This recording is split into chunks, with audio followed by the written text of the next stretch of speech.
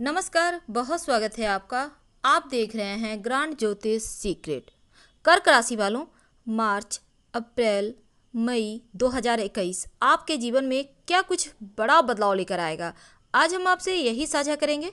Video के अंत तक बने रहिए और ये प्रेडिक्शन चंद्र राशि पर आधारित है। तो चलिए शुरुआत करते हैं आपके करियर से। मार्च 2021 आपके कार्यस्थल में बड़ा बदलाव लेकर आएगा या फिर बार बार यात्राएं लेकर आएगा। यानी इस महीने में आपके जो लग्न के स्वामी हैं चौथे घर में रहेंगे, जिसके कारण आपको थोड़ा सा काम को लेकर ज़्यादा अधिकार आप जमाएंगे और एकदम से एक्टिव भी रहेंगे। अब चंद्रमा के संक्रमण के साथ साथ आप अपने काम और अपने सुख सुविधाओं के लिए भी हर वक्त तैयार रहेंगे। वैसे तो आपके दसम भाव में मंगल हैं और 11 घर में राहु है। अब काम के प्रति जो आपका एक दृष्टिकोण है सकारात्मक व्यवहारिक, उसको बनाए रखें और आप धीरे धीरे तरक्की करते चले जाएंगे। यानी कि आप बहुत ज़्यादा व्यस्त रहेंगे, आपको अपने काम से प्रेम बढ़ेगा। यानी हर समय एक्टिव और सिर्फ काम काम, यानी व्यस्त हैं आप। अब अगर आप कर्क वाले हैं, चाहते हैं खुद का व्यवसाय शुरू करें, तो इस समय आप ये कदम उठा सकते हैं, क्योंकि ये वक्त बहुत ही सर्वोत्तम है आपको खुद के व्यवसाय को शुरुआत करने के लिए, क्योंकि यहाँ पर आपके भाई बहनों का भी साथ आपको मिलेगा। दसम भाव का जो स्वामी है वो शुक्रदेव है।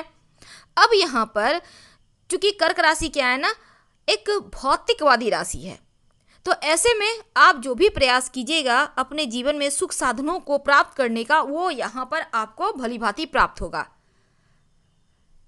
और इस समय जो लोग जॉब करते हैं, हो सकता है आपके मन में आए कि चलो जॉब ही बदल लेते हैं, लेकिन अभी उतना भी अच्छा वक्त नहीं आया है, इसलिए थोड़ा सा रुक जाइए। अगर आप नौकरी छोड़कर अपना व्यवसाय शुरू करना चाहते हैं तो फिर ये वक्त बेहतर है। पार्टनरशिप में कोई काम कर रहे हैं तो थोड़ी बहुत परेशानी है, लेकिन फिर भी मुनाफा मिलेगा। धन की बात करते हैं तो धन के मामलों में मार्च का जो महीना है ना, आपके चूंकि मंगल देव दसम भाव में हैं, 10वें घर की जो स्वामी है मंगल, आपके आय और लाभ के 11वें भाव में स्थित है। अब इसका मतलब है कि व्यापार के लिए आप जो भी प्रयास करेंगे, नौकरी में जो आप मेहनत करेंगे, उसका फल आपको हाथों हाथ मिलेगा। आपकी आर्थिक स्थिति भी मजबूत होगी। आपके अंदर अगर कोई हुनर है, कोई शौक है, कोई रुचि है, तो उसको आप पैसे में बदल सकते हैं, जिसके कारण आपका नाम रुतबा बढ़ेगा, कमाई भी बेहतर होगी। क्योंकि आपके 12वें घर में 10वें घर के स्वामी, अब यहाँ पर क्या होगा ना, धन आएगा, खासकर विदेश से धन प्राप्ति के योग बनेंगे। और इस समय शेयर मार्केट, म्यूचुअल फंड वगैरह में आप मत जाइए, वरना घाटा हो सकता है। लेकिन इसके साथ ही कुछ आकस्मिक खर्च भी बढ़ेंगे। मन में जैसे लगेगा लॉटरी, जुआ, सट्टा, म्यूचुअल फंड वगैरह में जाएं, लेकिन इस जगह पे आप मत जाइए। सूर्य जो आपके धन भाव के स्वामी हैं, आपके 9वें घर में जाएंगे, तब आर्थिक स्थिति में एकदम से सकारात्मक बदलाव लाएंगे। आप अपनी संपत्ति से लाभ प्राप्त करेंगे, माता पिता से आपको उपहार, मान सम्मान मिलेगा और जीवन साथी का भी हर कदम पर साथ मिलेगा। अगर आप कहीं पैसे इन्वेस्ट करना चाहते हैं तो फिर जीवन साथी के नाम से आप कर सकते हैं, आपको ज़्यादा फायदा होगा, क्योंकि इस समय आपके जीवन साथी के नाम से किया गया कोई भी काम आपको आगे चलकर लाभ देगा। आपके स्वास्थ्य की बात करें तो स्वास्थ्य ठीक है, क्योंकि इस समय आपके छठे भाव के स्वामी लग्न के 7वें भाव में है, तो यहाँ पर यकीन मानिए आपको थोड़ा सा सिर्फ बुखार या मौसमी जो परेशानी है वो है, तो यहाँ पर ध्यान देना है। शनिदेव जो आपके 7वें 8वें घर के स्वामी हैं, अब यहाँ पर आपके लग्न को पूरी तरह से प्रभावित करेंगे, जिसके कारण थोड़ा सा मानसिक तनाव है, थोड़े से पैरों की समस्या परेशान कर सकती है।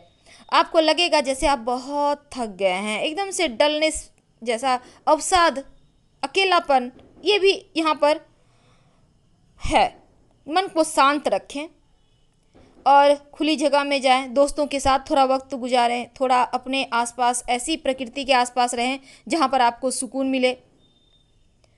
हालांकि आपके जो बुध देव हैं शुरुआत में गुरु और शनिदेव के साथ हैं, तो तो स्किन की परेशानी देने में इनका भी हाथ रहेगा। इसलिए आप बहुत ही धूल वगैरह से या कोई ऐसा भी काम, कुछ भी ऐसा वैसा नहीं खाइए जिससे आपको एलर्जी है, थोड़ा ध्यान रखेंगे।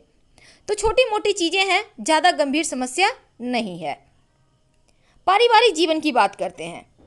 देखिए, आप स्वभाव के बहुत ही ज़्यादा सॉफ्ट होते हैं, यानी भावुक होते हैं। ऐसे में रिश्तों को लेकर, दोस्तों को लेकर हमेशा ही आप खुद को खुश रखने की कोशिश करते हैं।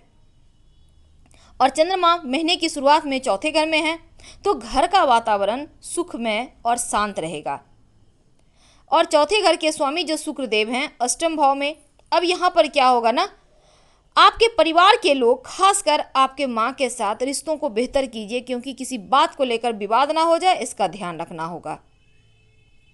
भाई बहन के साथ आपके रिश्ते ठीक हैं पर बहुत अच्छा नहीं है, इसलिए यहाँ पर आप धैर्य रखें और बेवजह ज़रूरत से ज़्यादा चिंता ना करें, क्योंकि आप ज़्यादा मन में कुछ सोचेंगे तो ये विवाद की वजह भी बन जाएगी। ऐसे में जो भी है सामने रखें, मन में कुछ और सामने कुछ और, ऐसा ना करें।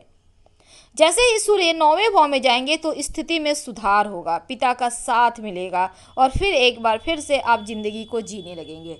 लेकिन अगर हम आपके लव रिलेशनशिप की बात करें तो शुरुआत में थोड़ी चुनौतियां हैं, क्योंकि केतु आपके 5वें घर में है। अब इसका मतलब है रिश्तों में खट्टी मीठी चीज़ें हैं।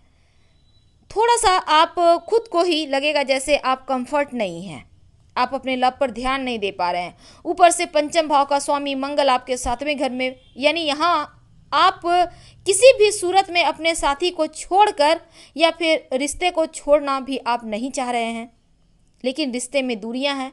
तो ऐसे में अगर कुछ है तो उसको ठीक कीजिए, शांत रहिए, कुछ समय इंतज़ार कीजिए। जो लोग वैवाहिक जीवन में हैं उनके लिए एक दूसरे के प्रति आप में इज्जत है, लेकिन सप्तम भाव के स्वामी शनिदेव अपने ही घर में है, तो इसका मतलब है कि वैवाहिक जीवन में आप संतुष्ट हैं। और चूँकि देवगुरु भी शनिदेव के साथ हैं, छोटे मोटे मीठे मीठे झगड़े हैं, लेकिन आपसी समझ से तमाम चीज़ें बेहतर हो जाएगी। और इस समय आपको यात्रा करने के योग भी हैं। क्या करें कि सब कुछ अच्छा हो जाए? एक तो दिन की शुरुआत हनुमान चालीसा पढ़कर ही करें। शनिवार के दिन कुत्तों को आप रोटी दे सकते हैं। ज़रूरतमंद जो गरीब व्यक्ति हैं उनको आप खाने पीने की चीज़ें भी दान कर सकते हैं, इससे भी बेहतर होगा। अब बात करते हैं अप्रैल के महीने की। अप्रैल और मई, ये 2 महीना व्यापारियों के लिए बहुत अच्छा रहेगा। खासकर सूर्य का मीन में जैसे ही जाएंगे, शुक्र के साथ रहेंगे, तो आपके लिए नौकरी में पदोन्नति के योग बनेंगे, बढ़त होगी, इंक्रीमेंट होने के योग बनेंगे। जो व्यवसायी हैं उनका भी विस्तार होने के योग है। और मई के महीने में आप अगर नौकरी बदलने के लिए विचार कर रहे हैं तो आपको सफलता भी मिलेगी, क्योंकि सूर्य का मेष में आने से सुख साधन बढ़ेंगे। आपके भाग्य के स्वामी के साथ बैठेंगे तो भाग्योदय करेंगे, आपके कार्य क्षेत्र में उन्नति करेंगे। यानी ये 2 महीने भी आपके लिए बढ़िया है। तो जो कर्क वाले हैं उनके लिए कुल मिलाकर वक्त बेहतर चल रहा है, समय का फ़ायदा उठाइए। हम फिलहाल आपसे विदा लेते हैं। अगर जानकारी अच्छी लगे तो लाइक कर सब्सक्राइब करें और आपके कमेंट्स का भी हमें इंतज़ार रहेगा। हर हर महादेव, धन्यवाद।